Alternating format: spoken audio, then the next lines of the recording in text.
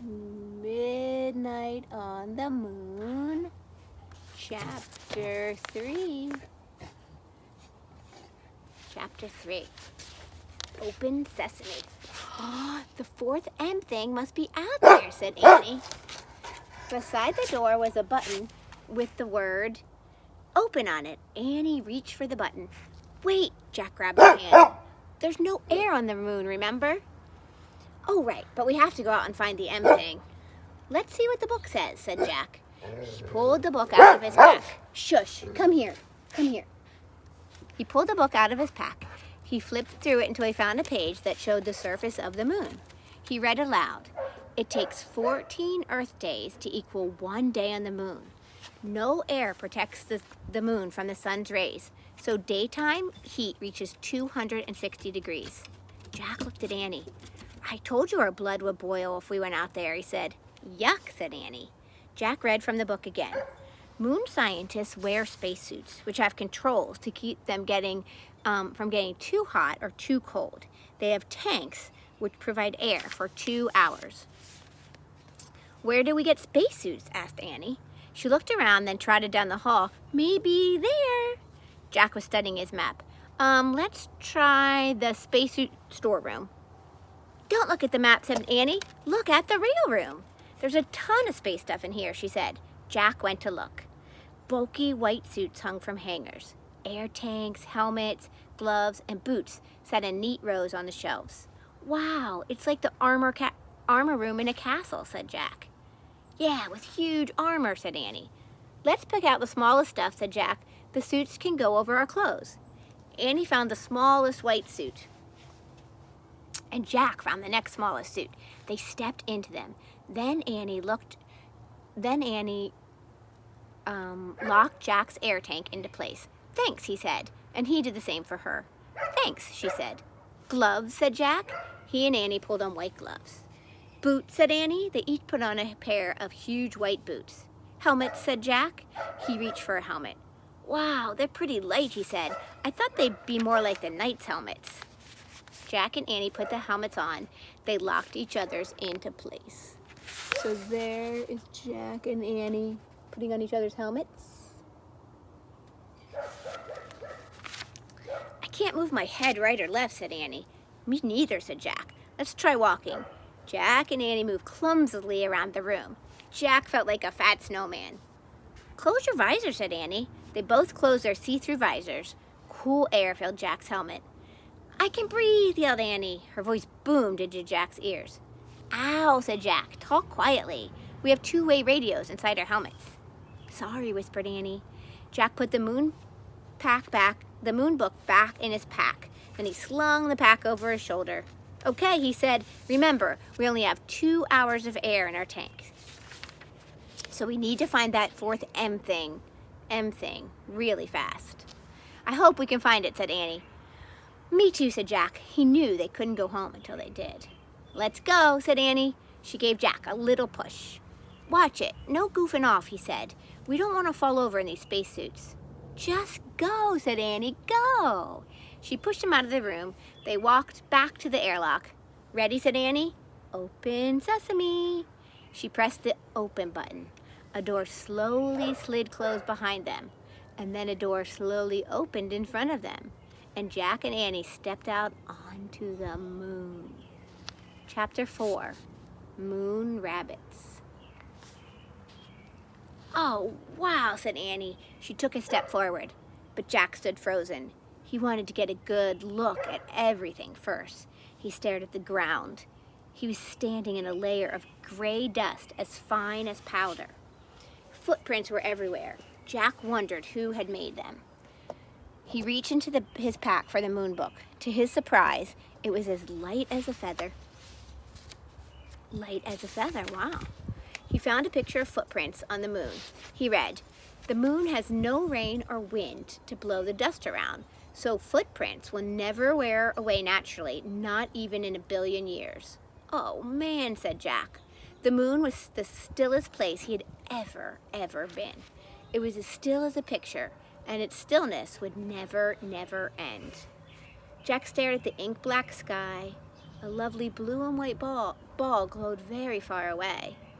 Earth. For the first time, it really hit Jack. They were in outer space. Look, said Annie, cried. Look, Annie cried laughingly. She bounded past Jack, almost flying through the air. She landed on her feet. Then she jumped up again. I'm a moon rabbit, she said. Jack laughed. How does she do that, he wondered. He turned a page and he read. A person weighs less on the moon because of the moon's low gravity and lack of air. If you weigh 60 pounds on Earth, you would only weigh 10 pounds on the moon. Don't just stand there reading, said Annie, grabbing the book from Jack's gloved hand. She tossed it into space. It flew far, far, far away. Jack started after it. He bounded up and down. Boing, boing, boing, boing. Now he felt as light as a feather. There's Jack chasing the book.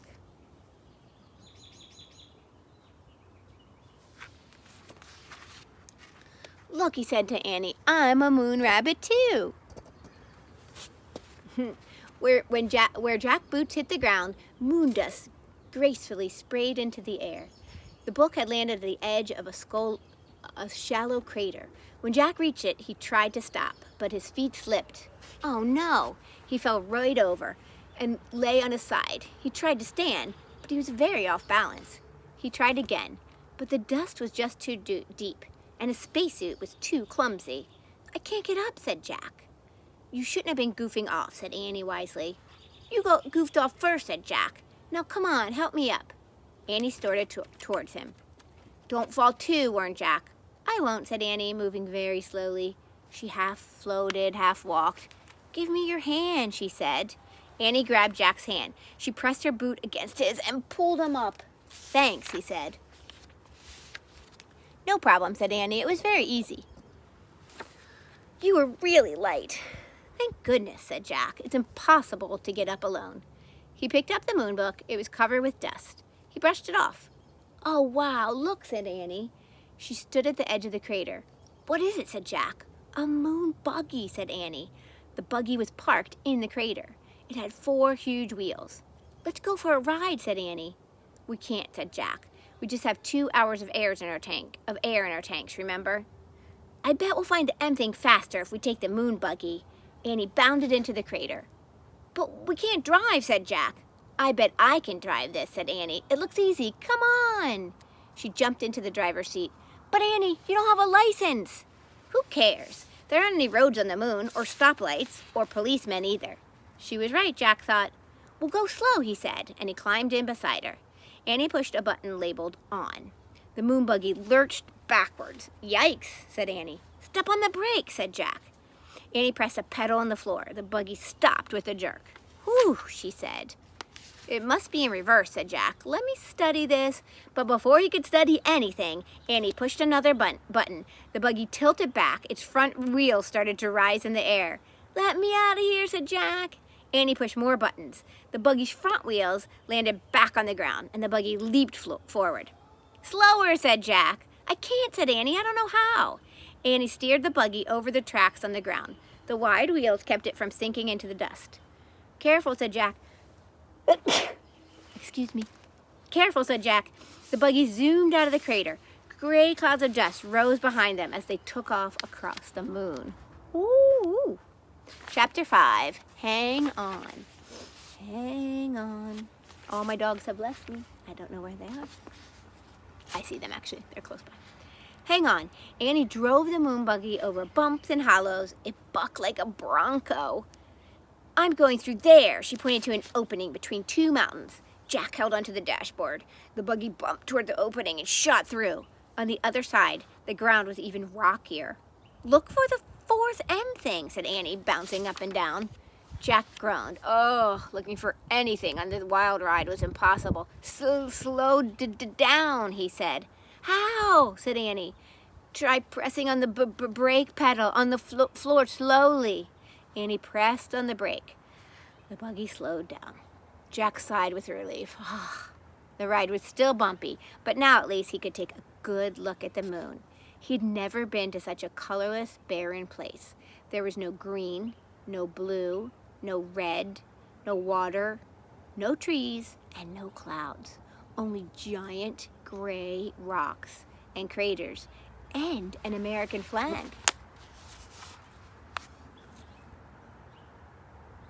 An American flag. Ooh. Oh man, said Jack. That's from the first astronauts who landed on the moon. And look, a telescope, said Annie. She drove near the flag and telescope. Then she put her foot on the brake until the buggy stopped. She pressed a button that said off. Then she and Jack hopped out. They took slow, giant steps to the site of the first moon landing. Beside the flag was a sign. Annie read it aloud. Here men from the planet Earth first set foot upon the moon, July 1969. We came in peace for all mankind. That's a good message, said Jack. He handed the moon book to Annie. Then he took out his notebook and pencil to copy the sign. Let's leave our own message, said Annie. What should we say, said Jack. The same thing, said Annie, but say we are the first kids. Jack turned to a new page in his notebook. In big letters, he wrote their message. Now we have to sign it, said Annie. Jack signed his name. Then he passed the notebook and pencil to Annie. She signed her name and passed the notebook back. Come here, come here. Jack tore out the piece of paper. He put it by the flag. Come here, Bentley. Today, the first kids from planet Earth came to the moon. Come here. We came in peace for all children. Love, Jack and Annie. No wind would ever blow the message away. No rain would ever fall on it. It would be there forever, unless someone moved it. Thinking of forever made Jack feel dizzy. He shook his head to clear his thoughts. Then he remembered the time. Had 2 hours passed? I wish I had a watch, he said, standing up. We might be running out of time. Oh, wow, a moon man, said Annie. What? Jack said, turning to look at her. She was staring through the telescope. Jack walked over to the telescope. Annie stepped aside so he could look too. Jack gasped. In the distance, something was flying around. It looked like a giant man in a spacesuit. So there's a giant man in a spacesuit. And let's see. All right, Bentley has come back. So I'm just going to get him a little camera time. Chapter 6, High Jump.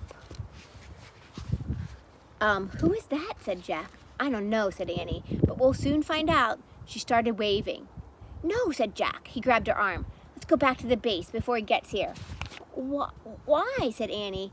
We don't know who he is, said Jack. We don't know if he's friendly or mean or what.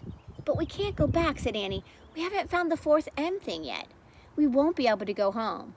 It doesn't matter. We can lock the door at the moon base until he goes away, said Jack. Then we can get new air tanks. Jack hurried to the moon buggy. Come on, he said. He jumped into the driver's seat. Annie gave a little wave to the dot in the sky. Then she climbed in the moon buggy. The buggy took off. Careful, said Annie. They jumped over the rocks as Jack turned the buggy around. Then they zoomed toward the pass. Jack steered around craters and rocks. More than once, the buggy nearly tipped over. Whoa, Annie said. Slow down, Jack. They were almost at the mountain pass. Suddenly, a cloud of dust flew up in front of them. The ground trembled.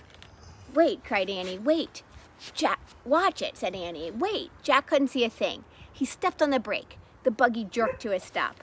A giant rock had fallen into the narrow pass. It was stuck between two walls of rocks. They were trapped. Jack quickly found a picture of a giant rock in the moon book, and then he read aloud. Rocks of all sizes crash into the moon from outer space. These rocks are called meteorites. We're lucky that meteorite didn't land on us, said Jack. Yeah, and I guess it's too big to be the M thing, said Annie. She had climbed out of the moon buggy and was standing by the meteorite. It was more than twice as tall as she was. Jack looked back at the sky. The flying thing was nowhere in sight yet. We all have to jump over it, Annie said. Jump? I don't think so, said Jack. It's too high. I'm going to try anyway, said Annie. Wait, let's think first, said Jack. But Annie was already backing up. 1, 2, 3, go, she shouted, and took giant leaps toward the meteorite. When Annie got close to the rock, she pushed off the ground. Then she flew through space and disappeared behind the meteorite. Oh, brother, Jack said. Here, I'm going to show you the picture.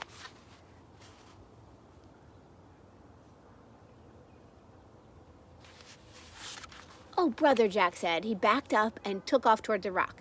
He jumped as high as he could. Then he was flying through space.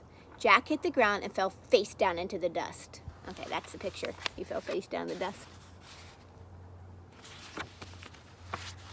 Oh, no, not again. Are you here? Asked Annie. Did you make it? Where are you? Yes, Jack was relieved to hear her voice, but he couldn't turn his head to see her. He could only hear her over the radio. Can you help me up? He said. Nope, said Annie. Why not? Said Jack. I fell down too. Oh, brother, Jack sighed. Now we are really in trouble. He tried to stand again and failed. Can you see anything? He said. Just the sky, said Annie. Wow, it is weird. I'm worried about our air tank, said Jack. I feel like it's been 2 hours. Jack, said Annie. What about the moon man, said Jack. Where did he go? Jack, whispered Annie. What? He's here, she said.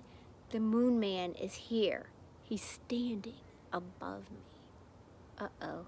All right, come back for chapter 7, The Moon Man. See you later.